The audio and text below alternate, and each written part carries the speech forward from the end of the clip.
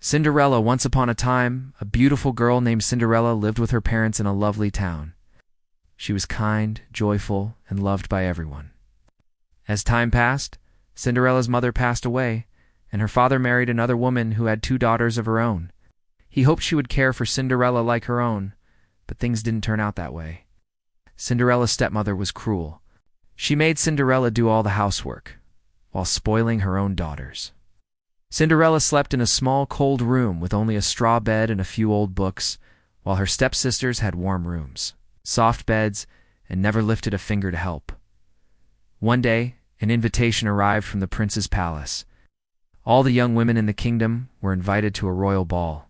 The stepmother rushed to dress her daughters in their finest clothes, completely ignoring Cinderella. Cinderella hoped she could attend too, but her stepmother gave her extra chores and forbade her from going.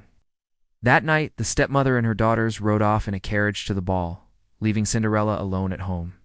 Heartbroken, Cinderella sat in the garden, imagining herself dancing in a beautiful gown at the palace. Just then, a kind fairy godmother appeared, holding a magical wand. "I know how hard you work and how much you wish to go to the ball," the fairy said. "You shall go."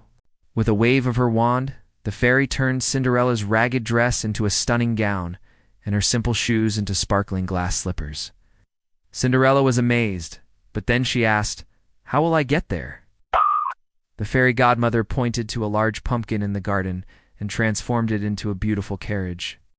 Then she turned 6 mice into horses, a frog into a coachman, and 4 lizards into elegant footmen.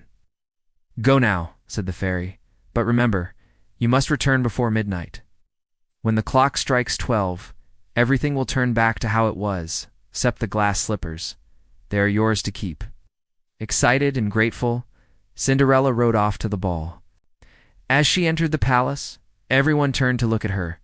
She looked like a true princess. The prince was captivated and danced only with her. He admired her grace, kindness, and intelligence. Time flew by, and suddenly the clock struck midnight. Cinderella ran out of the palace, losing one of her glass slippers at the gate. The prince followed, but she was going to leaving only the glass slipper behind. Days passed, and the prince could think of nothing but the mysterious girl. He regretted not asking her name. Then he had an idea. He gave the slipper to the royal guard and sent him to every house in the kingdom. "The girl whose foot fits this slipper shall be my bride." House after house, the guards searched. At last, he came to Cinderella's home. Her stepsisters tried the slipper, but it didn't fit. Cinderella asked to try, and her stepmother laughed, but to everyone's surprise, the slipper fit perfectly. A huge smile lit the guard's face. He had found the girl the prince was looking for. Cinderella was brought to the palace, where the prince welcomed her with joy. Soon they were married, and Cinderella became a princess.